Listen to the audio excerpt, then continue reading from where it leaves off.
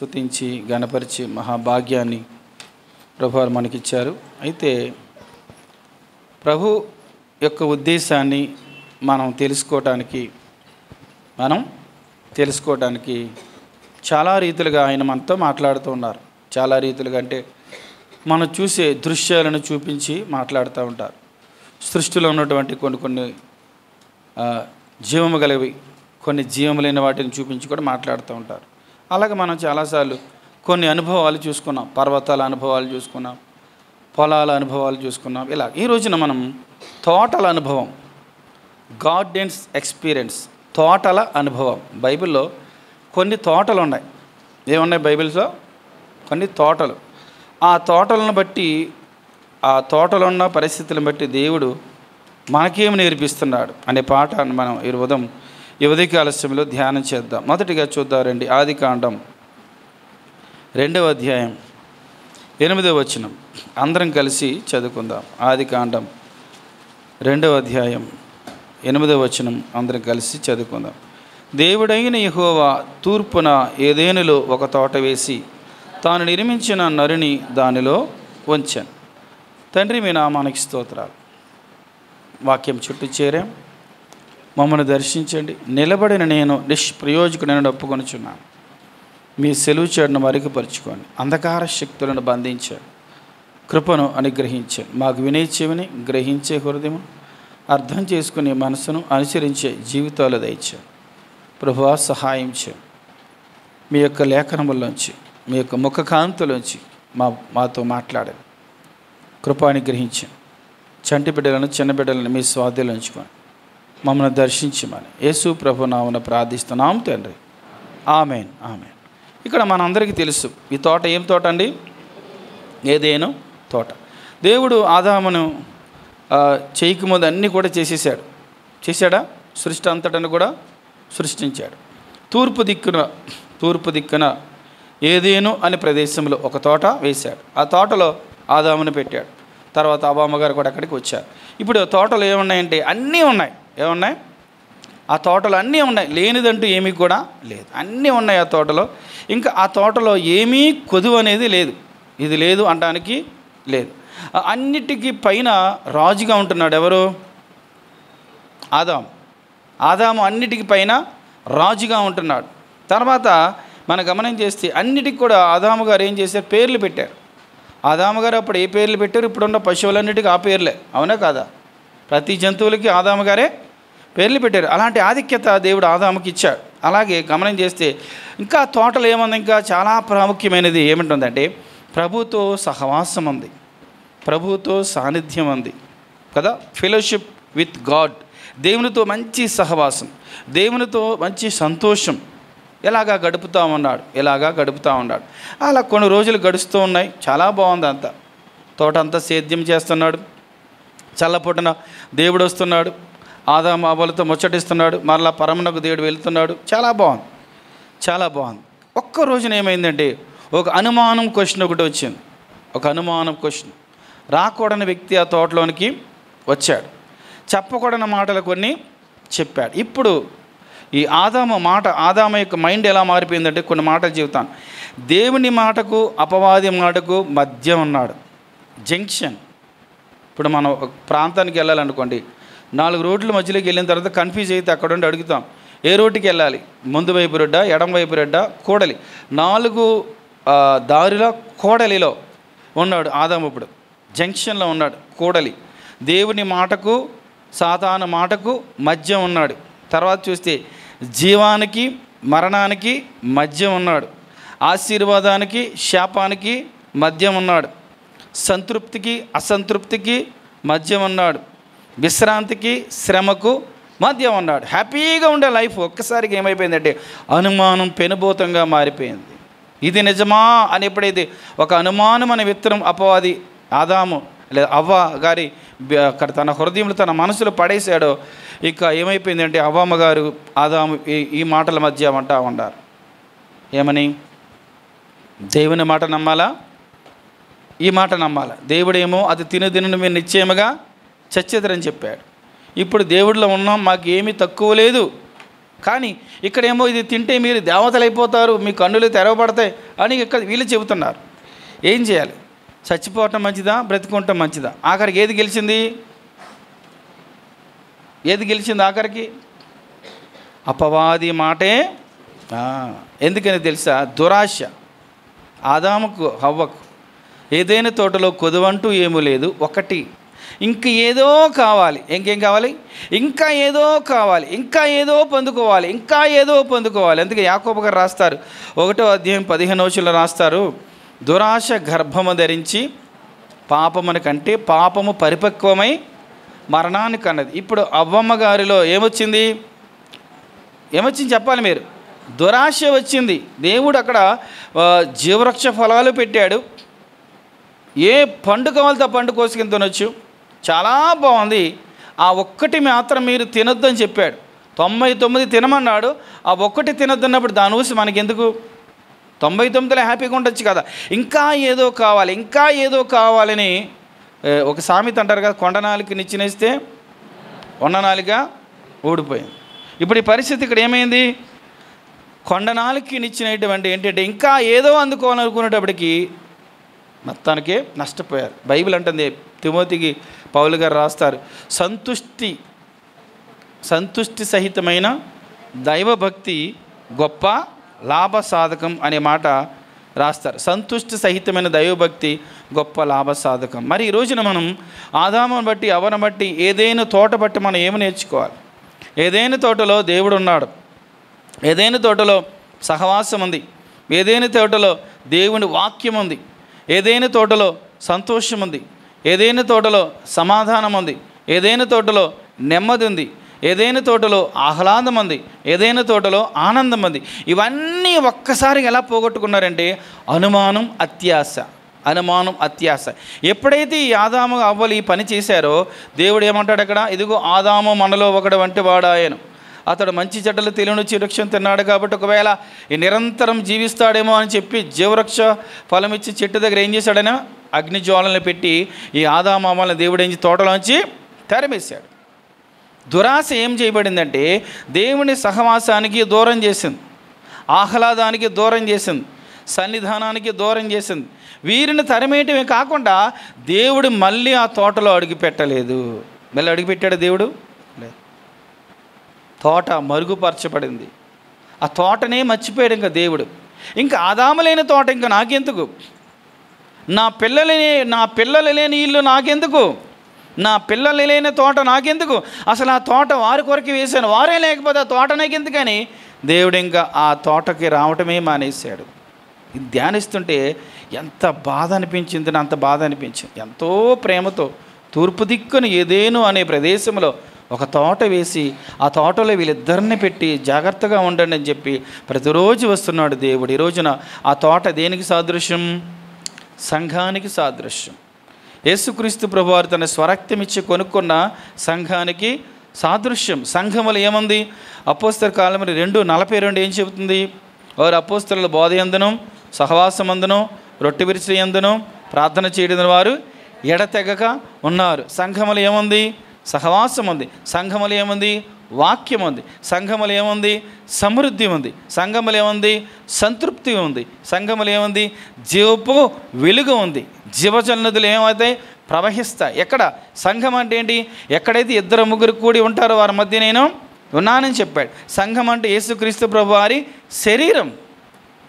అది ఒకవేళ మనలాగా సెల్లారే కావచ్చు, రేకుల షెడ్డే కావచ్చు, కొన్ని పాకే కావచ్చు, అది బిల్డింగే కావచ్చు, అది ఏదైనా కానీ యేసు ప్రభు రక్తంలో కడగబడి ఎవరైతే సంఘం ఏర్పడ్డారో అక్కడ ఏముంటుందంటే ఏదైనా తోట కంటే కూడా కుమారుడైన యేసుక్రీస్తు ప్రభువారు స్వరక్తమిచ్చి కొనుక్కున్న సంఘము మధ్య ఆయన అంటాడు ప్రకటన గ్రంథంలో సంఘముల మధ్య సంచరించేవాడు. ఈ రోజున మనం మరి ఏదైనా తోటలో ఆదాము అవ్వలు అనుమానానికి గురైనట్టుగా ఇప్పుడు మనకు కూడా చాలా అనుమాన బోధలు వస్తూ ఉన్నాయి.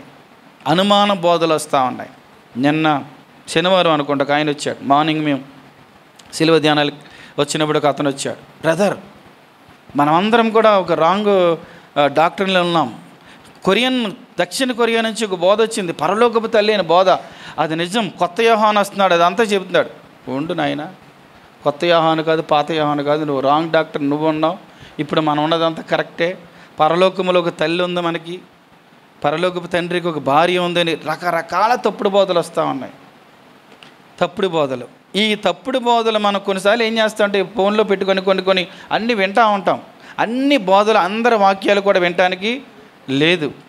ఏర్పరచబడిన వారు సహితము ఆనాడు పౌలు గారే చెప్పారు. ఏం చెప్పారు ఇక్కడ?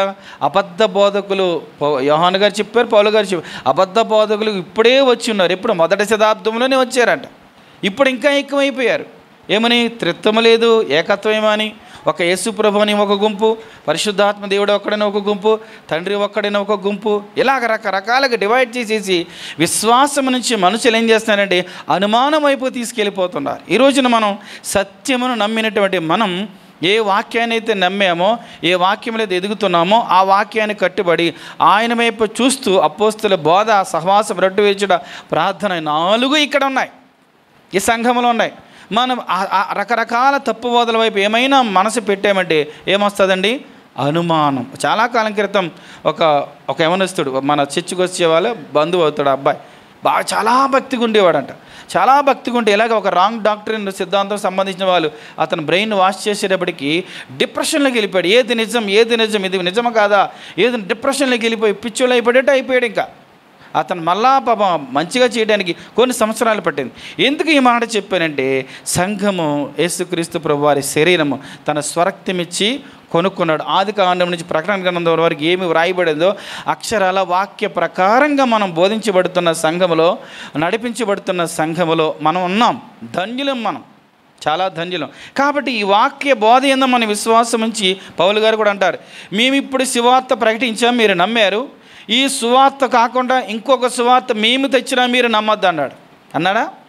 పౌలు గారు అంటారు, ఇప్పుడు మీరు నమ్మారు, ఇంకా కొన్ని సంవత్సరాల తర్వాత మేమే వచ్చి ఈ సువార్త కాదు ఇది సువార్త అని మేము చెప్పినా మీరు నమ్మొద్దు. ఎందుకంటే యేసుక్రీస్తు ప్రభువారే మన కొరకు ప్రాణం ఇచ్చాడు, ఆయన తన రక్తం చిందించాడు, ఆయన ద్వారానే పాప విమోచన, రక్షణ అని చెప్పి చాలా రూఢిగా ఆయన చెప్పాడు. ఈ రోజున ఆదాము అవ్వలు అనుమానులు పడి సమస్త సృష్టి పతనానికి దారితీస్తుంది. ఈ రోజున కుటుంబాల్లో కూడా కుటుంబ వ్యవస్థ పాడైపోవటానికి కూడా కారణం ఏంటంటే అనుమానం. భర్త మీద భార్యకి అనుమానం, భార్య మీద భర్తకు అనుమానం, లేఖనాల మీద అనుమానం, మనుషుల మీద అనుమానం, నీ మీద నీకే అనుమానం. ఏమని? నీ మీద నీకే అనుమానం. నా ప్రార్థన చేరుతుందా లేదా, నేను బాగున్నానా లేదా, అసలు నేను ప్రార్థన చేసే దేవుడు విన్నాడా లేదా అని చెప్పి మన మీద మనకే అనుమానం. ఈ అనుమానం అనేది పెనుభూతంగా మారకముందు ఎక్కడ రావాలి? మనం ప్రభు సన్నిధికి వచ్చి ప్రభు సన్నిధి దగ్గర అంత క్లారిటీ చేసుకోవాలి. క్లారిటీ, నాయన నా మనసులో ఇలాగ అనుమానం ఉంది, అది తీసివేయి. నీవెవరి గురించి అనుమానం కలిగి ఉన్నావో వారితో వెంటనే ఏం చేయాలి? మాట్లాడుకోవాలి. ఇదిగో నీ గురించి ఇలా అనుకున్నాను, ఇది కాదు కదా, అంతే, దాన్ని ఏం చేయాలి? అక్కడే సమాధి చేసేవాలి. ఇలాగ అనుమానంతో జీవిస్తూ ఉన్నట్లయితే మన జీవితం పతనానికి వ్యవస్థకి వెళ్ళిపోద్ది, దారి తీస్తుంది. కాబట్టి అందుకని పౌలు గారు అంటారు, మీరు విశ్వాసం గలవారు ఉన్నారో లేదో మిమ్ముని మీరే పరీక్షించుకోండి. ఎందుకని? విశ్వాసంలో ఎదుగుతూ కొన్నిసార్లు అనుమానం వచ్చిందండి, విశ్వాసం తగ్గిపోద్ది. ఇప్పుడు పేతురు గారు ఏమన్నారు? నీవే అయితే నేను కూడా నీళ్ళ మీద నడుస్తానన్నాడు. రా అన్నాడు యేసుప్రభువారు. నడుచుకుంటూ కొద్దిగా వెళ్ళేటప్పటికి ఇటువైపు తిరిగాడు, గాలి శబ్దం, ఇటువైపు తిరిగాడు, కెరటాల శబ్దం, అనుమానం వచ్చింది, మునిగిపోసాగాడు. ఇప్పుడు యేసుప్రభు ఏమన్నారు? ఆ అల్ప విశ్వాసి, ఎందుకు సందేహం అంటే ఏంటి? అనుమానం. ఎందుకు సందేహపడ్డావు? ఎందుకు నన్ను అనుమానించే? నేను ఎదుటే ఉన్నాను కదా, నన్ను ఎందుకు అనుమానించే? ఈ రోజున మన జీవితాల్లో కూడా దేవుణ్ణి అనుమానించిన వాళ్ళే తాయిత్తులు కట్టుకుంటారు, దేవుణ్ణి అనుమానించిన వారి ముహూర్తాలు చూస్తారు, దేవుణ్ణి అనుమానించిన వారి వాస్తులు చూస్తారు, దేవుణ్ణి అనుమానించిన వారి నక్షత్రాలు చూస్తారు, దేవుని అనుమానించిన వారి తిథులు రకరకాలు ఉంటాయి కదా, పిచ్చబాటి అని, అవన్నీ చూస్తారు. ఇది ఏది చూసినా నువ్వు దేవుణ్ణి అనుమానించినట్టే. ఈ ఆదాము అవ్వలు ప్రత్యక్షంగా దేవుణ్ణి అనుమానించారు, మనం పరోక్షంగా అనుమానం చేస్తాం. ఏ రోజు మంచిది, ఏ రోజు మంచిది కాదు, పొద్దున మంచిదా, చీకటి మంచిదా, ఆ ముహూర్తం మంచిది, ఈ ముహూర్తం మంచిదా, వాళ్ళ దగ్గరికి వెళ్ళి కట్టించుకుందామా, వీళ్ళ దగ్గరికి కట్టించుకుందామా. చాలామంది తాళ్ళు కట్టుకుంటారు ఎడంకాలకి, ఆడపిల్లలు కట్టుకుంటారు, మగపిల్లలు కట్టుకుంటారు. ఎందుకు కట్టుకుంటారు? ఎవడో చెప్పాడు, ఆయన కుడికాల్లోంచి దోషం వచ్చి ఎడంకాల్లోంచి వెళ్ళిపోద్దని చెప్పాడు. నీకు దోషం ఉందా? నీ దోషం ఎడంకాల నుంచి ఎలా వెళ్ళిపోద్ది? యేసుక్రీస్తు ప్రభు రక్తంలో మన దోషములన్నీ కలగబడ్డాయి. అనుమానం. నువ్వు దేవుడి మీద నమ్మకుంటే ఇలాంటి పిచ్చి పిచ్చి వేషాలు, పిచ్చి పిచ్చి ఆలోచనలు వస్తాయా? రావు. విశ్వాసం లేకుండా దేవునికి ఇష్టడైనడా అసాధ్యం. ఆదాము అవ్వల విశ్వాసం తగ్గింది. నమ్మకం తగ్గింది, అనుమానం పెరిగిపోయింది. అంతే, తోటలోంచి బయటికి తరమబడ్డారు. అంతే, శ్రమను కొని తెచ్చుకున్నారు, మరణాన్ని కొని తెచ్చుకున్నారు, శాపాన్ని కొని తెచ్చుకున్నారు. ఇంకేంటి, ఇంకా చెప్పాలంటే ఎన్నైనా అన్ని చేతులారా కొని తెచ్చుకున్నారు. ఈరోజు మన జీవితాలు కూడా మన శ్రమను కొని తెచ్చుకుంటున్నాం, బాధను కొని తెచ్చుకున్నాం, కష్టాన్ని కొని. ఎందుకంటే వాక్యం మీద అనుమానం, దేవుని మీద అనుమానం. ఎవరి మీద ఉన్న అనుమానం పర్లేదు, కానీ దేవుని మీద మాత్రం అనుమానం ఉండకూడదు. యేసుక్రీస్తు నిన్న నేడు యుగ యుగములకైనా ఒకటేరి నమ్ముటి నీవు అనేది నమ్మువానికి సమస్తము సాధ్యమే. ఎంత నమ్మితే అంత గొప్ప కార్యం చేస్తాడు. అనుమానం చూపించామంటే ఏమాత్రం మనం ఎదగలేం అని దేవుని వాక్యం అంటా ఉంది. ముందుకు వెళ్ళిపోదాం. యెషయా గ్రంథం 2వ తోటలోకి వెళ్దాం. ఏదైనా తోటలో నేర్చుకోవాల్సింది ఏంటంటే ఆత్మీయ జీవితంలో దేవుడి మీద అనుమానం అనేది ఉండకూడదు. ఆయన మీద నమ్మాం, ఆయన నమ్మి ఆయన వైపు చూస్తూ ఉన్నాం. ఏమైనా బ్రతుకుటి క్రీస్తే చావైతే లాభం, సమస్తం నీవే ప్రభు అని చెప్పి ఆయన మీదే కొనసాగాలి తప్ప రెండవ తలంపు రెండవ ఆలోచన వేరే ధ్యాస అనేది వచ్చిందంటే ఆదాము అవ్వలు పతనం అయిపోయినట్టుగా మనం కూడా ఏమవుతాం, పతనం అయిపోతాం. పతనం అయిపోకూడదని దేవుని ఆశ, కాబట్టి దేవుళ్ళు మనం కట్టబడదు. రెండవ తోట చూద్దాం. యెషయా గ్రంథం 58వ అధ్యాయం 11వ వచనం చెబుతున్నాను. 58, 11, 618వ పేజీ. యెహోవా నిన్ను నిత్యము నడిపించును, క్షామకాలమున ఆయన నిన్ను తృప్తిపరిచి నీ ఎముకలను బలపరచును. నీవు నీరు కట్టిన తోట వలెను ఎప్పుడునూ ఒబుగుచుండు నీటి ఊట వలెను ఉండదు. రెండవ తోట ఏం తోట? నీరు కట్టిన తోట. నీరు కట్టిన తోటలు ఏముంటాయండి? నీరు కట్టిన తోటలు ఏముంటాయి? ఫస్ట్ ఆఫ్ ఆల్ దాంట్లో సమృద్ధిగా నీరుంటాయి. ఏముంటాయండి? సమృద్ధిగా నీరుంటాయి. సమృద్ధిగా నీరుంటాయి. చాలా చక్కగా పచ్చనిదనమాట. నీరున్న ప్రదేశం అంతా ఎలా ఉంటుంది? పచ్చగా ఉంటుంది. చాలా గ్రీనరీ ఎక్కువ ఉంటుంది, పచ్చగా ఉంటుంది. ఇంకా ఆ తోటలు ఏముంటాయి? ఒకవేళ ఫలాలు ఉండే చెట్లు ఉంటే ఆ చెట్లన్నిటి కాయలు కాస్తాయి, కాయలు ఏమవుతాయి? ఫలాలుగా మారతాయి. పచ్చగా నీళ్ళు ఉన్నాయి కాబట్టి. అలాగే ఆ తోటలో పూలు, ఫ్లవర్స్ ఉండే చెట్లు ఉన్నాయనుకోండి, ఆ చెట్లు ఏంటంటే ఏముంటాయి? పువ్వులు ఉంటాయి. ఉంటాయా? పువ్వులు ఉంటాయి. ఇంకా మనం గమనం చేస్తే ఆ తోట, నీరు కట్టిన తోట ఫలాలతో, పుష్పాలతో, పచ్చని ధనముతో ఉన్నప్పుడు మనిషి చూసేవారికి ఎలా అనిపిస్తుంది? అది చాలా ఆహ్లాదకరంగా అనిపిస్తుంది. ఏమనిపిస్తుందండి? చాలా ఆహ్లాదకరంగా, ఆనందకరంగా ఉంటుంది. చాలామంది కొన్ని పార్కులకు వెళ్తారు కదా. ఉదాహరణకి ఎన్టీఆర్ గార్డెన్ కట్టిన కొత్తలో ఏం చేసేవారు? అందరూ అక్కడికి వెళ్ళేవారు. ఎందుకని? మంచి ఫ్లవర్స్, చాలా అందంగా, చాలా గ్రీనరీ, చాలా డిఫరెంట్ కలర్స్ పువ్వులు ఇలాగ చాలా బాగున్నాయని చెప్పి కొద్దిసేపు రిలాక్స్గా తోటలోకి వెళ్తారా లేదా? మరి అనుమానంగా చూస్తారు ఎందుకు? వెళ్తారు కదా, వెళ్తారు. ఇంకేముంటాయి తోట? ఇలాంటి తోటలో మంచి నీడ ఉంటుంది. ఏముంటుంది? మంచి నీడ ఉంటుంది. ఏముంటుంది తోటలో?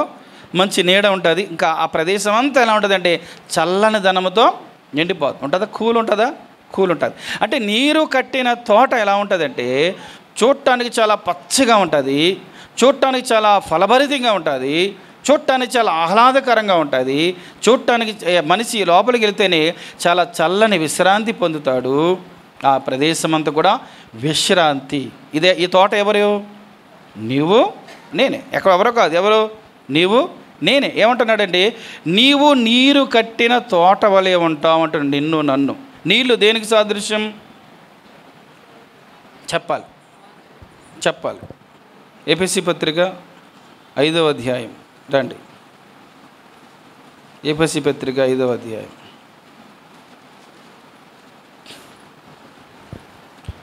25 నుంచి చదువుతున్నాను. పురుషులారు మీరును మీ భార్యలను ప్రేమించుడు, అటువలి క్రీస్తు కూడా సంఘమును ప్రేమించి అది కలంకమైనను ముడతైనను అటుది మరి ఏదైనా లేక పరిశుద్ధమైనదిగా నిర్దోషమైన మహిమగల సంఘముగాను ఆయన తన ఎదుట నిలవబెట్టుకొనుడని వాక్యముతో ఉదక స్నానము చేత. వాక్యముతో ఉదక స్నానం అంటే ఏంటి? ఉదకం అంటే ఏంటి? నీళ్ళు. వాక్యం ఉదకం అంటే నీళ్ళు. ఉదక స్నానము చేత పవిత్రపరిచి పరిశుద్ధపరచుటగా దాని కొరకు తన్ను తాను. అప్పుడు చెప్పండి, నీరు దేనికి సాదృశ్యం? వాక్యానికి సాదృశ్యం. ఎవరి జీవితాలు అయితే సమృద్ధి అనే నీరు కట్టబడి, అంటే నీ హృదయంలో వాక్యముతో నువ్వు కట్టబడితే, నీ ఆలోచనలు వాక్యముతో కట్టబడాలి. నీ హృదయం నిండా వాక్యం ఉండాలి. 23 కీర్తన 5లో దావీదు గారే ఉంటారు, నా గిన్నె నిండి పొర్లుచున్నది. నా గిన్నె నిండి పొర్లుచున్నది. ఎక్కడైతే నీళ్ళు ఉంటాయో అక్కడ పచ్చిక ఆటోమేటిక్ వచ్చేస్తుంది. కదా. నీళ్ళు ఉన్న చోట చల్లదనం, ఇలాగ ఎన్ని ఉంటాయో, వాక్యము ఎవరి జీవితంలో అయితే వాక్యం ఉంటుందో వారు ఎలా ఉంటారంటే దేవుని విషయంలో పచ్చదనం. దాని పచ్చదనాన్ని ఆత్మీయత ఎలా లెక్క పెట్టచ్చు? అభివృద్ధి. ఏంటండి? అభివృద్ధి. ఎవరైతే ఏ వ్యక్తి అయితే దేవుని వాక్యముతో నింపబడతాడో ఆ వ్యక్తి దేవుని దృష్టిలోకి ఎలా కనపడతాడంటే వాడు ఫలభరితమైన వ్యక్తిగా కనిపిస్తాడు. అభివృద్ధి, ఆత్మీయతలో, ప్రార్థనలో అభివృద్ధి, విశ్వాసంలో అభివృద్ధి, భక్తిలో అభివృద్ధి, విధేయతలో అభివృద్ధి, పరిశుద్ధతలో అభివృద్ధి. 115 కీర్తన అంటాడు, యెహోవా మిమ్మును మీ పిల్లలను వృద్ధి పొందించినగాక అంటాడు. యెహోవా మిమ్మును మీ పిల్లలను ఆశీర్వదించినగాక. ఈరోజు నీ హృదయం నిండా వాక్యం అంటే ఇంకా మీకు క్లియర్గా మనకు చెప్తే గమనిద్దారండి. కీర్తన గ్రంథం 1వ కీర్తన 2-3 వచనాలు. యెహోవా ధర్మశాస్త్రమునందు ఆనందించుచు దివారాత్రము దాన్ని ధ్యానించేవాడు ధన్యుడు. అక్కడ ఎలా ఉంటాడంటే అతడు నీటి కాలువల యోరను నాటబడినది, ఆకువాడక తన కాలమందు ఫలమిచ్చు చెట్టు. చూసారా? ఇప్పుడు నీళ్ళు దగ్గర చెట్లు ఉన్నాయి కాబట్టి ఎలా ఉంటాయి? నీళ్ళు దగ్గర ఉన్న చెట్లు తన కాలమందు ఫలమిచ్చే చెట్లు ఎలా ఉంటాయో, వాక్యములో ఎవరైతే నింపబడతారో, ఎవరైతే వాక్యముతో నింపబడతారో వారు తన కాలమందు ఫలమిచ్చే చెట్టు. ఇప్పుడు ఒకవేళ నీ కాలంలో నీ ఫలమిస్తున్నావా? ఇప్పుడు మీ ఇంట్లో మామిడి చెట్టు ఉందనుకోండి. ఏం చెట్టు? మామిడి చెట్టు ఉంది. ఇప్పుడు మామిడికాయలు కాస్తాయా, కాయవా? కాస్తాయి. ఈ సంవత్సరం కాయట్లేదు, పూత కూడా రాలేదు. నువ్వు పొద్దున్న లేచిన వెంటనే వచ్చి ఏం చూస్తావు? ఆ చెట్టంగా చూస్తావు. ఏమైంది దీనికి? గత సంవత్సరం బాగా కాసింది, ఆ పక్క వాళ్ళకి ఇచ్చాను, ఈ పక్క వాళ్ళకి ఇచ్చాను, వీళ్ళకి ఇచ్చాను, మా ఊరు మా అమ్మాయికి పంపించాను, ఏమైపోయింది అని అనుకుంటా. మళ్ళీ 2 రోజుల తర్వాత మళ్ళీ చూస్తా. అలాగే ఈ కాపు ఈ కాలంలో కాయలేదు అసలు. నీకేమనిపిస్తుంది? చాలా బాధ అనిపిస్తుంది. తన కాలం ముందు ఫలమిచ్చే చెట్టు కొరకు ఎలా అయితే మనం ప్రతి ఒక్కరు ఎదురు చూస్తామో, ఈరోజు దేవుడు మనకు కూడా ఒక కాలం అంటూ నియమించాడు. ఏం కాలం అది? ఇప్పుడు కృపాకాలంలో మనం ఉన్నాం. ఇది ఫలించే కాలంలో మనం ఉన్నాం. అభివృద్ధి చెందే కాలంలో మనం ఉన్నాం. దేవునికి పుష్పించే కాలంలో మనం ఉన్నాం. ఇప్పుడు మన కాలమందు మనం దేవునికి ఏమిచ్చే చెట్టులా ఉండాలి? ఫలమిచ్చే చెట్టులాగా ఉండాలి. ఒకానొక సమయంలో యేసుప్రభు వారు ఎక్కడికి వెళ్ళాడు? ఆయన అంజూరపు చెట్టు వద్దకు వెళ్ళాడు. అంజూరపు చెట్టు ఎదుగు వెళ్ళినప్పుడు ఆ చెట్టు నిండా ఏమున్నాయి? ఆకులు ఉన్నాయి. ఆకులు ఉన్నాయంటే కంపల్సరీ కాయలు ఉండాలి. కానీ ఒక్క పండు కూడా ఆయనకి కనపడలేదు. ఎందుకు నన్ను మోసం అంటే యేసుప్రభు వారికి తెలీదా? తెలుసు, అక్కడ పండ్లు లేవని తెలుసు. కానీ మనకు పాఠం నేర్పడానికి అక్కడ చెప్తున్నాడు. అంటే అది డంబం ఇచ్చే చెట్టు, పైకి పటారం, అంటే పైకేమో ఫలించే చెట్టుగా ఉంది, కానీ ఆకులు ఎత్తి చూస్తే పండ్లు అనేవి లేవు. మనం కూడా లోకానికి ఎలా కనిపిస్తామంటే అబ్బా ఇలాంటి వారు, ఇలాంటి భక్తిపరులు లేరురా బాబు అనుకుంటారు. కానీ దేవుడు ఒక ఆకు ఇలా ఓపెన్ చేసి చూస్తే మనలో ఏమీ ఉండదు, ఒక పండు కనపడదు. అంటే అంతగా అంటాడు బాప్టిస్మ యోహాను, మారు మనస్సుకు తగిన ఫలము మీరు ఫలించండి. ఈరోజున మారు మనస్సుకు తగిన ఫలం ఏంటి? ఆ ఫలం గలతీ పత్రిక 5వ అధ్యాయంలో ఉంది. ఆత్మ ఫలం ఉంది. ఎన్ని ఉన్నాయి? ఆత్మ ఫలం అంటే ఎన్ని ఉంటాయి? దాంట్లో 9 ఉంటాయి. ప్రేమ, సంతోషం, సమాధానం, దీర్ఘశాంతం, దయాలత్వం, మంచితనం కదా, విశ్వాసం, ఇలాగ అన్నీ కలిపి ఒక 9 ఉంటాయి. మరి మనలో ఉన్నాయా అవి? నీవు నీరు కట్టిన తోట వలె ఉందో అంటున్నాడు. నీరు కట్టిన తోట ఎలా ఉంటుందంటే అది ఫలాలతో నింపబడుతుంది, పుష్పాలతో నింపబడ. ఒక పాట ఉంది, యేసయ్య నీ పూల తోట పుష్పించలేదు ఎందుచేత, యేసయ్య నీ పూల తోట పుష్పించలేదు ఎందుచేత. నీరు కట్టారు, నారు పోసాడు, నీరు కట్టాడు, దానికి తోటమాలిని పెట్టాడు. ఎన్ని పెట్టినా కానీ పుష్పించకపోతే మన ఇంట్లో ఉన్న మన మొక్కల విషయంలో కూడా చాలా బాధపడతామే. మరి యేసుక్రీస్తు ప్రభు వారికి పుష్పించే జీవితం మనలో ఉందా? ఫలించే జీవితం మనలో ఉందా? ఇలా చేయబడాలి అంటే వాక్యమని ఉదకముతో మనం నింపబడాలి. ఎంత వాక్యమని ఉదకముతో నింపబడతామో అంతగా దేవుళ్ళో మనం ఎదుగుతాం. వేరేం అక్కర్లా. నాకు బ్యాక్గ్రౌండ్ లేదు, నాకు జ్ఞానం లేదు, అంత సామర్థ్యం లేదు, ఏం అవసరం లేదు. వాక్యాన్ని ఉన్నట్టుగా నువ్వు చదివి ఆ వాక్యాన్ని నమ్మి ఆ వాక్య ప్రకారం జీవిస్తే చాలు. కొన్ని రిఫరెన్స్ చూపిస్తానండి. 119 కీర్తన 147 వచనం. 119 కీర్తన 147 వచనం. 119 కీర్తన 147 చదువు, గట్టిగా చదవం. తెల్లవారకు మునిపే ఏం చేశాడంటే ఆయన మొరపెట్టాడు. తర్వాత నీ మాటల మీద నేను ఆశ పెట్టుకున్నాడు. ఏం ఆశ పెట్టుకున్నాడంట? ఎప్పుడు దేవుడు మాట్లాడతాడు నాతో, దేవుడు ఎప్పుడు మాట్లాడతాడు. మనం ఆశ పెట్టుకున్నామా? తెల్లవారుకు మునిపే ప్రార్థన చేసేసి మనం ఆశ పెట్టుకుంటాం. వాట్సాప్లో ఎన్ని మెసేజ్లు వచ్చినాయి, ఇన్స్టాగ్రామ్లో ఎన్ని మెసేజ్లు వచ్చినాయి, నాకేమన్నా పంపించారా, నాకేమన్నా గుడ్ మార్నింగ్ చెప్పారా, నాకేమైనా శుభాలు చెప్పారా, నాకు ఎవరైనా మెసేజ్లు పెట్టారా అని దేని కొరకు ఆశ పెట్టుకుంటాం మనం? సౌండ్ రావట్లేదు. దేని కొరకు ఆశ పెట్టుకుంటాం? సెల్ ఫోన్లో ఏమైనా నా కొరకు మెసేజ్లు వచ్చినా ఎవరైనా గుర్తించారా, ఫాలోవర్స్ ఏమైనా పెరిగారా? ఇదే ఇప్పుడు లోకమంతా అలాగైపోయింది. ఈయన ఏమంటున్నాడంటే, తెల్లవారుకు మునిపై నేను మొరపెట్టాను, నీ మాటల మీద ఆశ పెట్టుకున్నాను. లేచిన వెంటనే ఆ ధర్మశాస్త్రాన్ని ఓపెన్ చేసి చదవటం మొదలుపెట్టేవాడు ఆయన. ఆశ పెట్టుకున్నప్పుడు దేవుడు వాక్యంతో ఆయన్ని నింపాడు. అందుకనే ఈ దావీదు గారి కీర్తనలన్నింటిలో ఏం కనపడుతుంది అంటే వాక్యమే కనపడుతుంది, వేరేం కనపడదు. అతని పర్సనల్ ఎక్స్పీరియన్స్ కనపడుతుంది, దేవునితో ఉన్న సంబంధం యొక్క ఆ యొక్క ఫలభరితమైన జీవితం కనిపిస్తుంది, వాక్యమే కనిపిస్తుంది. అందుకే 119 కీర్తన అంతా వాక్యం యొక్క విశిష్టత గురించి దేవుడు రాయించాడు. ఇంకో వచనం 148వ వచనం కూడా చదవండి అక్కడ.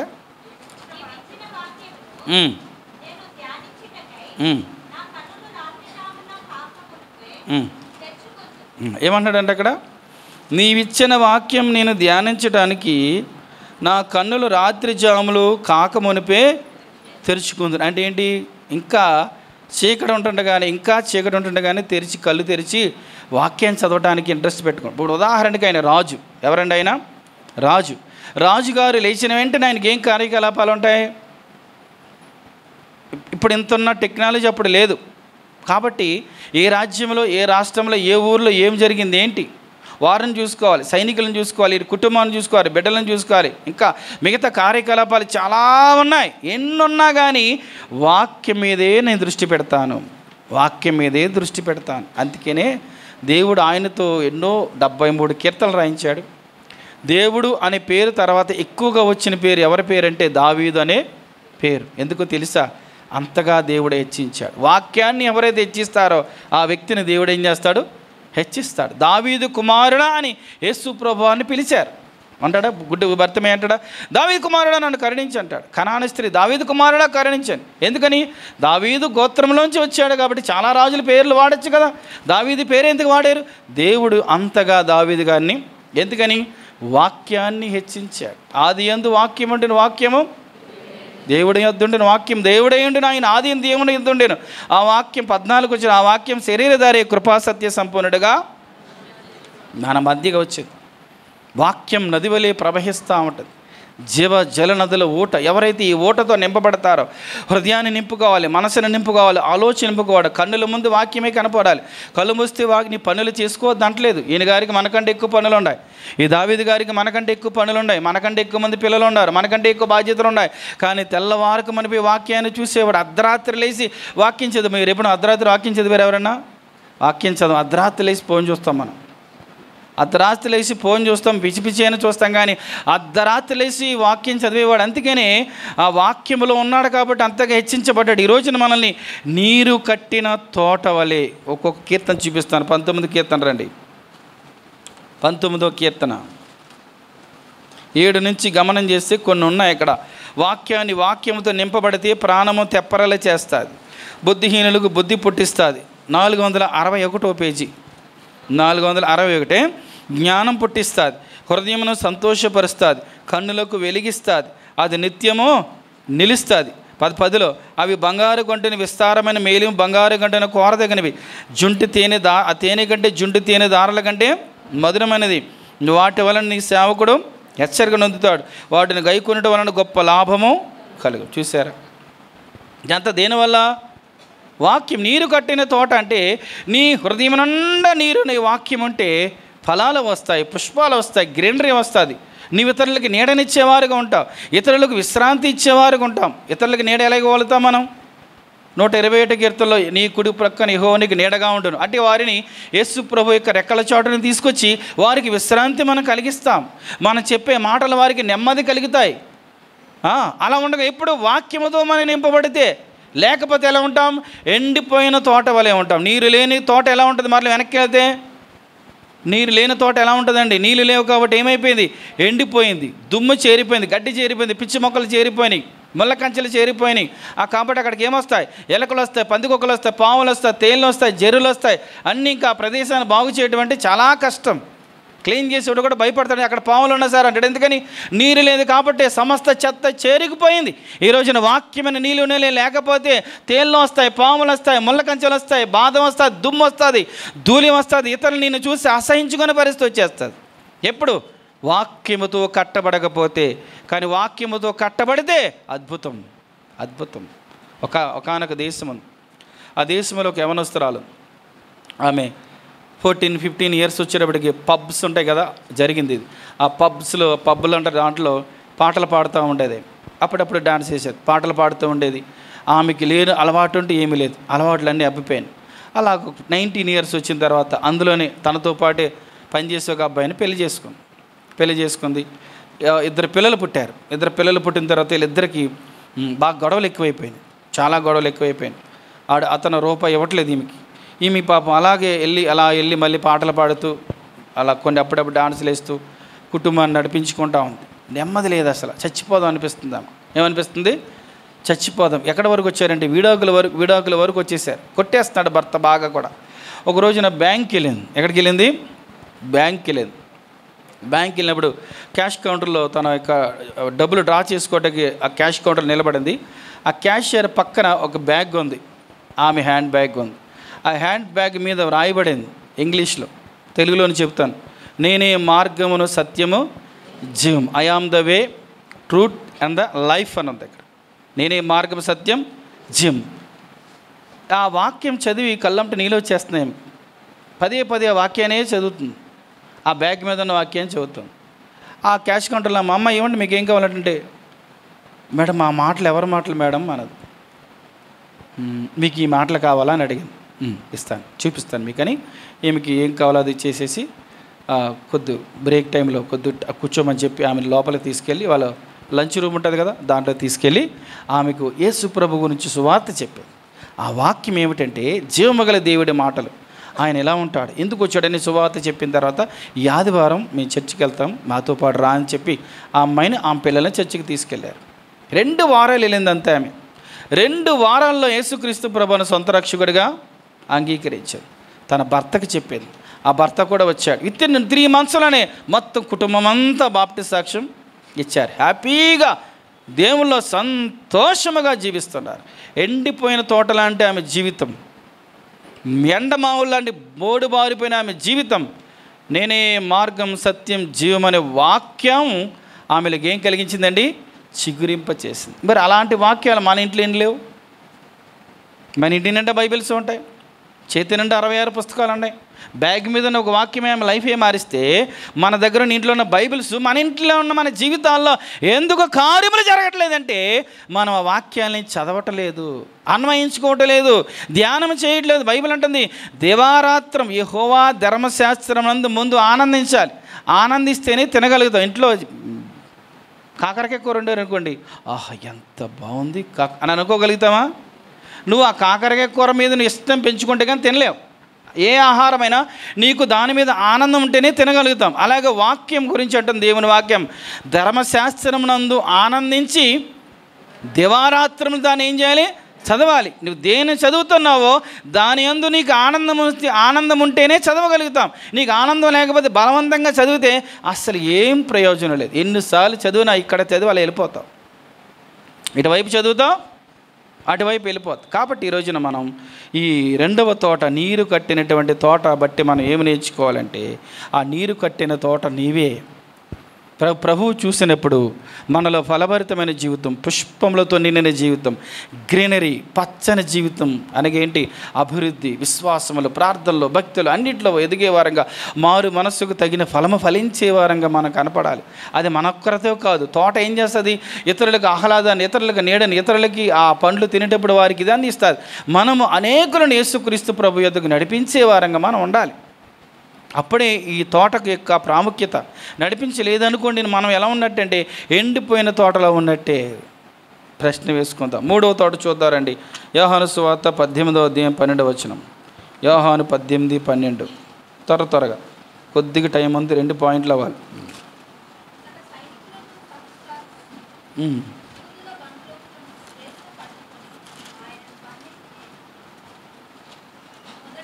18:1-2 నేను చదువుతున్నానే.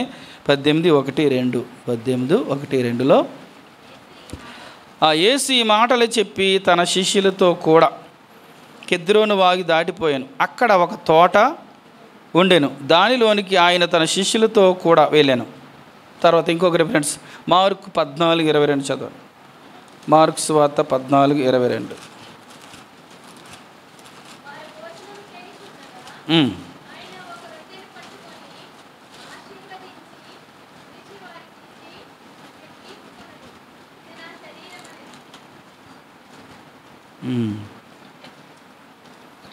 ఇది అయిపోయిన తర్వాత ఇక్కడికి వస్తారా? 32 క్షమించండి, 32. వారు గెత్సెమనే అనబడిన చోటునకు వచ్చినప్పుడు ఆయన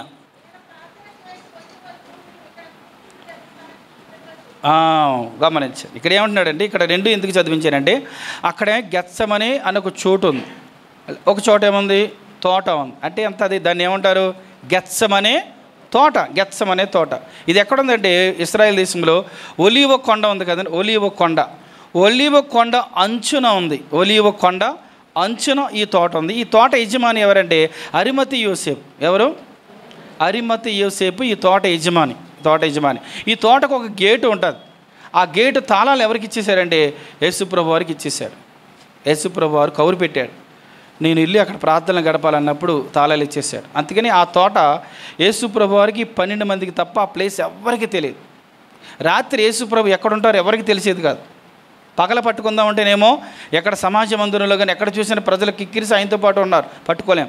రాత్రి పట్టుకోవాలంటే ఎవరికి తెలియదు. కాబట్టి ఇస్కరేతు యోధ అప్పగించాడంటే ఇస్కరేతు యోధగా చోటు తెలిసింది. సరే, పాయింట్ ఏంటంటే 3వ తోట గెత్సెమనే తోట. ఈ గెత్సెమనే తోటలో యేసుక్రీస్తు ప్రభువారు ఏం చేసేవారు? ఆయన ప్రార్థన చేసేవారు. ఈ 14:32లోనే యేసుప్రభువారు 33లో చూస్తే ఆయన మిగుల విభ్రాంతి నందుటకును చింతాక్రాంతుడగుటకును ఆరంభించాను. అప్పుడు ఆయన, నా ప్రాణము మరణమగునంతగా దుఃఖములో మునిగి ఉన్నది, మీరెక్కడ ఉండి మెలకువగా ఉండడని వారితో చెప్పి కొంత దూరం సాగిపోయి నేల మీద పడి సాధ్యమైతే ఆ గడియ తన యొద్ద నుండి తొలగిపోవాలని ప్రార్థించెను. అంటే ఈ గెత్సెమనే తోట అనే పేరు విన్నప్పుడు మనకేం గుర్తుకొస్తుంది? యేసుక్రీస్తు ప్రభువారు చేసిన ప్రార్థన. మీరు ఇప్పుడు చాలామంది ఇశ్రాయేలు దేశం వెళ్ళిన ప్రతి ఒక్కరు కూడా ఈ గెత్సెమనే తోటలో చూసి వస్తారు. యేసుక్రీస్తు ప్రభువారు ఏ రాయి మీద అయితే చేయి పెట్టి ప్రార్థన చేసేవారో ఆ రాయి ఇప్పటికే ఉంది. ఏ ఒలీవ తోటలో అయితే ఆయన ప్రార్థన చేశాడో ఆ గెత్సెమనే తోటలు ఇప్పటికీ కూడా ఆ ఒలీవ చెట్లు అలాగనే ఉన్నాయి. 2000 years దాటిపోయింది, ఇప్పటికీ కూడా అలాగనే ఉన్నాయి. యేసుక్రీస్తు ప్రభువారు ఆ తోటలు ఏం చేసేవారు? ఆయన ప్రార్థన చేశారు. ఇంకొక రెఫరెన్స్ చూపిస్తాను రండి.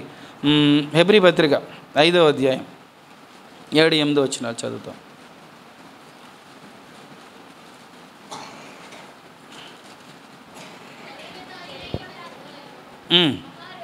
గమనించండి, శరీరధారి ఉన్న దినములలో మహారోదనముతోనూ కన్నీళ్లతోనూ, గమనించండి, తన్ను మరణము నుండి రక్షింపగలవానికి ప్రార్థనలను యాచనలను సమర్పించి భయభక్తులు కలిగి ఉన్నందున ఆయన అంగీకరింపబడను. చూసారా? ఇప్పుడు ఎక్కడ ఈ రోదన వేదన ఈ ప్రార్థన ఎక్కడ చేశాడు? ఆయన గెత్సెమనే తోటలో. ఇక్కడ చూసినట్లయితే ఇక్కడ యేసుక్రీస్తు ప్రభువారు శరీరధారిగా ఉన్న దినములలో మహారోదనతో వేదనతో ఆయన తన్ను మరణము నుంచి ఎవరైతే ఆయన రక్షిస్తాడో ఆయనకి ఎవరు మరణము నుంచి రక్షించేవారు? ఎవరు? తండ్రి అయిన దేవునికి యేసుక్రీస్తు ప్రభువారు గెత్సెమనే తోటలో ఏం చేసేవారంటే రాత్రంతా ప్రార్థన చేసిన సందర్భాలు ఉన్నాయి. ఇంకా చీకటి ఉండగానే పెందల గడలేసి ప్రార్థన చేసిన సందర్భాలు ఉన్నాయి. ఇంకా ఆ రాత్రి గురువారం రాత్రి ఆయన అప్పగించబడతాడనగా ఆ రాత్రి చేసిన ప్రార్థనలో ఆయన చెమట ఎలా ఉందంట? అప్పటికే చరిత్రకారులు చెబుతారు 104 ఫీవర్ ఉంది. ఆయన చాలా వేడిగా ఉంది. ఆ టెన్షన్లో ఇంకా ప్రార్థన చేస్తున్నప్పుడు ఈ నరాలన్నీ చిట్లిపోయి తన తలంతా రక్తంతో ఏమైంది? తడిచిపోయింది. తలంతా రక్తంతో తడిచిపోయి రక్తము నేల మీద ఏం చేస్తున్నాడు, గొప్ప బిందువుల వల్ల ఆయన ఎవరి కొరకు ప్రార్థన చేస్తున్నాడు? ఆయన ముందు ఒక పిక్చర్ కనపడుతుంది. ఏంటి ఆ పిక్చర్ అంటే, ఏ పాపమెరుగా అని ఆయన మన కొరకు పాపముగా చేయబడ్డాడు. ఆయన ఒక శాపగ్రస్తుడిగా నీ కొరకు మనం శాపగ్రస్తులం. మన శాపమెంతా ఆయన మీద వేశారు. 39 కొరడా దెబ్బలు కొడతారు, గుర్తుకొస్తుంది. ఆ కొరడా దెబ్బలు కొట్టినప్పుడు కొంచెం కూడా మాంసం అనేది కనపడకుండా దేహమంతా దున్నబడతాది. ఆ బరువైన శిలువ 800 మీటర్లు లేదా 900 మీటర్లు ఇంకా కొంచెం దూరం మోసుకుంటూ వెళ్ళాలి. రోడ్లు బాగో, పడిపోతాడు. ఆ 3 మేకుల మీద వేలాడతాడు ఆయన. ఇవన్నీ గుర్తుకొచ్చి శరీరధారిగా ఉన్నాడు కాబట్టి ఆ విధముగా రోదనతో ప్రార్థన చేస్తున్నాడు. తన్ను మరణము నుండి రక్షింపగలవానికి ప్రార్థన చేస్తాడు. ఈరోజున ఆ గెత్సెమనే తోట నీ ఇల్లు, నా ఇల్లు. నీవు నేను మరణం నుంచి రక్షించబడాలి అంటే, రెండవ మరణం నుంచి రక్షించబడాలంటే మన ఇంటిలో గెత్సెమనే అనుభవం మనకు ఉండాలి. గెత్సెమనే తోటలో యేసుక్రీస్తు ప్రభువారు ఈ భూమిని విడిచి పరలోకం వెళ్ళటానికి ఎలాగైతే ప్రార్థన చేశారో, మనం ఈ భూమిని విడిచి పరలోకం చేరాలి అంటే మన ఇంటిలో గెత్సెమనే తోట అనుభవం, ప్రార్థన లేకపోతే మనం పరలోకం చేరలేము. అందుకని యేసు ప్రభువారు స్వయంగా చెప్పే లూకా సువార్తలో, మనుష్య కుమారుని ఎదుటి నిలబడుటకు శక్తి గలవారు అన్నట్లుగా మీరు మెలకువగా ఉండి ప్రార్థన చేయండి. ప్రార్థన చేస్తేనే మనం పరలోక రాజ్యమునకు చేరగలుగుతాం. ప్రభువు నామమున ప్రార్థన చేయవాడే రక్షింపబడతాడని ఉందా? ఉంది. ఇప్పటికి 3 తోటలు చూసాం. మొదటి తోట ఏ తోట? ఏదైనా తోట. ఏదైనా తోట ఎందుకు పతనమైపోయింది? అత్యాశను బట్టి పతనమైపోయింది. ప్రాముఖ్యంగా అనుమానం బట్టి పతనమైపోయింది. అనుమానించి అక్కడికి తాళ్ళు, తిద్దులు, గిద్దులకు రకరకాలని చెప్పి పిచ్చి పిచ్చి ఆశలు వేస్తే నిన్ను దేవుడు నెమ్మది కాదు కదా. చాలా చాలా ఆయన అనుమానించాము అంటే ఏమీ సాధించలేము, అన్నీ కోల్పోతాం. నెమ్మది తోటలోకి దేవుడే రావటం మానేశారు. చేతులార వీరు అనుమానం బట్టి వీరు దూరం అయిపోయారు, దేవుణ్ణి కూడా దూరం చేసేసారు. మనం చాలామంది అలాగే చేసుకుంటా ఉన్నాం. దేవుని వాక్యాన్ని, దేవుని అనుమానించి వెళ్ళకూడని ప్రదేశాలకు వెళ్ళి చాలా బాధపరుస్తూ ఉంటున్నాం. రెండవ తోట ఏం చూసాం? నీరు కట్టిన తోట. ప్రశ్న వేసుకోవాలి, నీరు అనే వాక్యముతో కట్టబడితేనే పుష్పాలు, ఫలాలు, పచ్చని నీడ, విశ్రాంతి నిన్ను చూసినప్పుడు యేసు ప్రభును చూడగలుగుతారు. నీరు లేకపోతే ఎండిపోతాం. మూడవ తోట ఏం చూసాం? గెత్సెమనే తోట, ప్రార్థనకు గుర్తు. యేసు ప్రభువారు వేదనతో, రోదనతో ప్రార్థన చేసి ఆయన పరలోకానికి అంగీకరించబడ్డాడు. మన ఇల్లు ఒక గెత్సెమనే తోటలాగా ఉండాలి. నాలుగవదిగా చివరిగా చూసి ముగించుకుందాం. యోహాను 19వ అధ్యాయం. యోహాను 19వ అధ్యాయం 40వ వచనం చిన్న చదువుతున్నాను, గమనించండి జాగ్రత్తగా. 40 యోహాను సువార్త 19వ అధ్యాయం 40. అంతటా వారు యేసు దేహమును ఎత్తుకొని వచ్చి యూదులు పాతిపెట్టి మర్యాద చొప్పున ఆ సుగంధ ద్రవ్యములు దానికి పూసి నారబట్టలు చుట్టిరి. ఆయనను సిలివేసిన స్థలములలో ఒక తోట ఉండెను. ఆ తోటలో ఎవడనూ ఎప్పుడునూ వంచబడిన క్రొత్త సమాధి ఒకటి ఉండెను. ఆ సమాధి సమీపములుండెను గనుక ఆ దినము యూదులు సిద్ధపరిచి దినమైనందున వారు అందులో యేసును పెట్టిరి. తర్వాత మత్తయి 27 త్వరగా తీయండి. మత్తయి సువార్త 27వ అధ్యాయం 57వ నుంచి నేను చదువుతున్నాను, గమనించండి. మత్తయి 27:57 నుంచి నేను చదువుతున్నాను, మీరు గమనించండి. యేసు శిష్యుడుగానున్న అరిమతయి యోసేపు అనువకుడు ఒక ధనవంతుడు సాయంకాలం అయినప్పుడు పిలాతు నొద్దకు వెళ్ళి యేసు దేహము తనకిమ్మని అడుగుగా పిలాతు దానిని అతనికి ఆజ్ఞాపించాను. గమనించండి, యోసేపు, ఈ అరిమతయి యోసేపు ఆ దేహమును తీసుకొని శుభ్రమైన నారబట్టతో చుట్టి తాను రాతిలో తొలిపించుకొనిన క్రొత్త సమాధిలో దాన్ని ఉంచి సమాధి ద్వారమునకు పెద్ద రాయి పొర్లించి వెళ్ళిపోయింది. ఇప్పుడు ఎవరిది సమాధి? ఈ పాయింట్ ఏంటంటే సమాధుల తోట. ఏం తోట ఇది? సమాధుల తోట. ఈ తోట యజమాని కూడా ఎవరు? అరిమతయి యోసేపు. అరిమతయి యోసేపు సజ్జనుడు అని బైబిల్ చెబుతుంది, ధనవంతుడు అని బైబిల్ చెబుతుంది, పార్లమెంట్ మెంబరు, పట్టణపు సభ్యుడు అని బైబిల్ చెబుతుంది, నీతిమంతుడు అని బైబిల్ చెబుతుంది. అలాంటి వ్యక్తి తెగించి పిలాతు దగ్గరికి వెళ్ళి యేసు ప్రభువారి దేహాన్ని అడిగారు. శిష్యులందరూ పారిపోయారు. ఈయన మాత్రం తెగించి వెళ్ళి యేసు ప్రభువారి దేహం నాకు కావాలని చెప్పి తీసుకొని, ఒక తోట ఉంది, ఆ తోటలో మన చర్చి బిల్డింగ్ ఎంత ఉంటుందో అంత రాయి ఉంది. ఆ రాయిని ఏం చేశాడంటే మన సాంప్రదాయ ప్రకారం ఏం చేస్తారు, ఇక్కడ గోతిని కింద గొయ్యి తవ్వి పైన మట్టి కప్పెట్టేస్తాం. కానీ ఇశ్రాయేల్ సాంప్రదాయ ప్రకారం ఏం చేస్తారంటే గుహ ఉంటుంది. ఇప్పుడు అబ్రహాం గారు కూడా అదే చేశారు. ఆ ఎంట్రన్స్, మన ఎంట్రన్స్ ఉంది ఎంత ఉందో అంతే ఉంటుంది లోపలికి. లోపల ఈ పెద్ద ఈ బండనంతా లోపల ఏం చేస్తారు? తొలిపిస్తారు. ఇలా ఇంత గుల్లగా చేస్తారు. తొలిపించి సమాధి అంటే ఆ బాడీ లోపల పెట్టేసి బయట ఏం చేస్తారు, మళ్ళా రాయి పెట్టేస్తారు. ఈ అరిమతు యోసేపు చచ్చిపోకముందే అయినా అతని కొరకు నేను చనిపోతే నా తోటలోనే నా సమాధిలోనే పెట్టండి అని చెప్పి అతని కొరకు ఒక సమాధిని తొలిపించుకున్నాడు. ఆ సమాధిలో యేసుక్రీస్తు ప్రభువాన్ని పెట్టాడు ఆయన. నేను కాదు, నాకంటే ముందుగా నా ప్రభు నా కొరకు చనిపోయాడని చెప్పి తన సమాధిలో పెట్టాడు. ఇక్కడ ఏం నేర్చుకోవాలంటే ఈ అరిమతు యోసేపు బ్రతికుండగానే సమాధిని సిద్ధం చేసుకున్నాడు, బ్రతికుండగానే మరణానికి సిద్ధపడుతున్నాడు, బ్రతికుండగానే ముగింపుకు ముందే లెక్కలేసుకుంటున్నాడు. మనకుందా నిరీక్షణ? చావు అని పేరెత్తి కొంతమంది భయం, చావు అని పేరెత్తి చంపలేసుకుంటారు అంటారు. మరి ఈయన చచ్చిపోకముందే సమాధి రెడీ పెట్టుకున్నాడు కదా. ఈయన గురించి అవుతుంది సజ్జనుడు, భక్తిపరుడు, నీతిపరుడు, ఇంకేంటి పట్టణపు సభ్యుడు, యేసు ప్రభు వారికి శిష్యుడు అని బైబిల్ చెబుతుంది. మహాఘనత వహించినాడు అని బైబిల్ చెబుతుంది. ఇలాంటి వ్యక్తి మరణానికి రెడీగా ఉన్నాడు. మరి మనం రెడీనా? ఎంత ఆశ్చర్యమో చూసారా? ఈ రోజున మన యొక్క జీవితంలో మరణం అంటే ఏంటంటే మన పొకడ, యేసు ప్రభు వారు రాకడ, ఈ రెండూ మనకి తెలియదు. ఇది ఎవరి చేతిలో ఉంది? ఒక్కడి మరణము తప్పించుట ప్రభు అయిన యెహోవా వశం, జీవ మరణములు దేవుని వశం. ఆయన రాకడ కుమారుడైనను ఎరుగడు, దూతలైనను ఎరుగరు, ఒక్కడ తండ్రికే తెలుస్తుంది. దీనికి మనం ఎలా ఉండాలంటే సిద్ధపాటు కలిగి ఉండాలి. ఒక రోజున ఒక తండ్రి నా కూతురు ప్రతి ఆదివారం నాన్న చర్చికి వెళ్దాం రా నాన్న అని అడుగుతుంది. ఆ రాక ఒక రోజు తండ్రి వచ్చాడు చర్చికి, వేరే ఊర్లో జరిగింది. ఆ రోజున ఒక పాస్టర్ గారు వచ్చి బైబిల్లో ఒక సమాధుల తోట ఉంది తెలుసా? ఆదికాండం 5వ అధ్యాయంలో అంతా సమాధిలో ఉంటాయి. అక్కడ వారి ఇళ్ళని కని చనిపోయారు, వారి ఇళ్ళని కని ఇలా చనిపోయారు అని అందరూ 5వ అధ్యాయం అంతా చెప్పాడు. గంట సేపు ప్రసంగం. అస్తమాట కూతురు తండ్రికే చూస్తుంది. మా నాన్న రాకరాకి ఈరోజు వచ్చాడు, ఈరోజు అంతా సమాధుల గురించి వాళ్ళు చచ్చిపోయారు, వీళ్ళు బతికారు, వీళ్ళు పుట్టారు, పచ్చి పని చెబుతారంటారని చెప్పి చాలా బాధపడుతుంది. ఇంటికి వెళ్ళిపోయిన తర్వాత డల్గా ఉంది. నాన్న సారీ నాన్న. ఏమ్మా అంటే నువ్వు రాకరాకి ఈరోజు వచ్చావు, ఆ అంకుల్ ఏమో అందరూ చచ్చిపోయిన గురించి చెప్పాడు. అమ్మ అలా అనకు, దేవుడు నాతో మాట్లాడాడు. ఆయన ఎవరు ఎక్కువ సంవత్సరాలు బ్రతికే మీ తూషాలంట కదా, 969 సంవత్సరాలు. ఆయన చనిపోయాడు. దేవునితో నడిచిన దేవుడు పరలోకానికి ఆయన్ని తీసుకెళ్ళిపోయాడు. అందరూ చచ్చిపోయారు. నేను కూడా చచ్చిపోతానని గుర్తు చేశారమ్మ. అమ్మ నేను చచ్చిపోకముందు యేసుప్రభు నమ్ముకుంటానమ్మా, నాకు భయం వేస్తున్నాం, యేసయ్య నాకు కావాలి, యేసుప్రభు లేకుండా నేను చనిపోతే నరకానికి వెళ్ళిపోతానని తెలిసిందమ్మా. ఎందుకు బాధపడతావమ్మా? మంచి వాక్యం దేవుడు నాతో మాట్లాడాను అంటే. ఈ రోజున మనం ఈ మాట బట్టి మనం ఏమి నేర్చుకోవాలంటే, నీ మరణానికి నా మరణానికి ఎవరికి కూడా గడియ సమయం తెలియదు. 90వ కీర్తన మోషే గారు అడిగారు, మా దినములు లెక్కించడం మాకు నేర్పించి. మోషే అంతటా ఆయనకి దేవుడు చెప్పలేదు సీక్రెట్, ఎవరు ఎప్పుడు చచ్చిపోతారు. చాలామంది చెప్తూ ఉంటారు అలా టైం ఇలా టైం, ఏమి నమ్మకండి.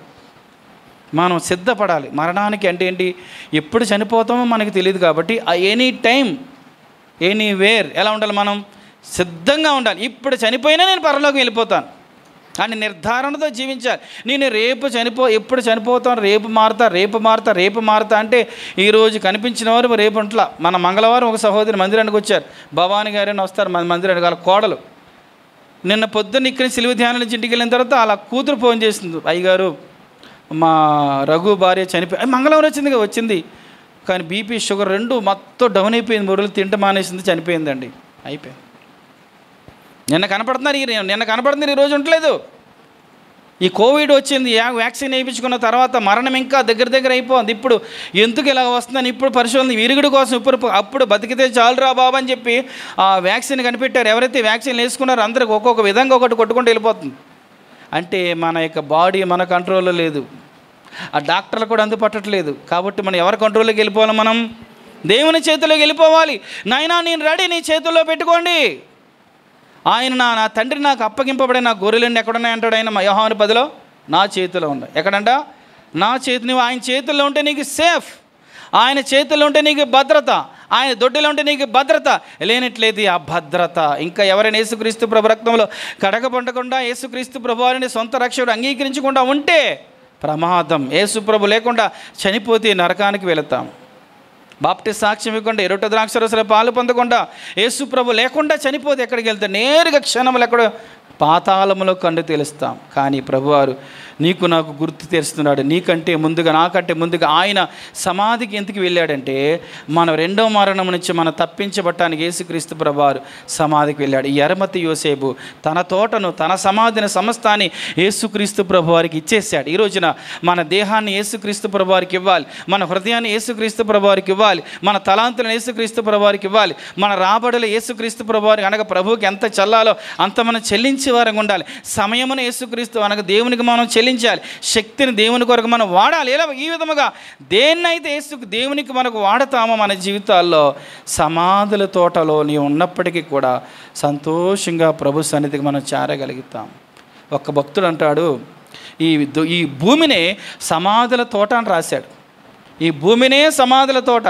యేసుప్రభు అన్నారు కదేమని, ఒకడొచ్చి యేసుప్రభు నేను వెంబడిస్తానంటే, సరే నన్ను అయితే ఇప్పుడు ఒక్క మాట, మా నాన్న చనిపోయాడు, పాత పెట్టుకుని వస్తానంటాడు. మృతులను పాతి పెట్టుకుంటాను, నువ్వు రా అంటాడు. ఎందుకని ఎఫెసీ 2:1 ప్రకారంగా మీరు మీ అపరాధముల చేత పాపముల చేత చచ్చిపోయి భూమే సమాధుల తోట. ఈ సమాధుల తోట నుంచి లేచిన వారు ఎవరయ్యా అంటే, ఒక్క యేసు ప్రభువారు మాత్రమే మరణమును జయించి లేచారు. ఆయన యందు విశ్వాసం వచ్చిన ప్రతి వారు కూడా ఏం చేస్తారు? తిరిగి లేస్తారు. ఆ నిరీక్షణ ఉందా? ఒకసారి ప్రశ్న వేసుకుందాం.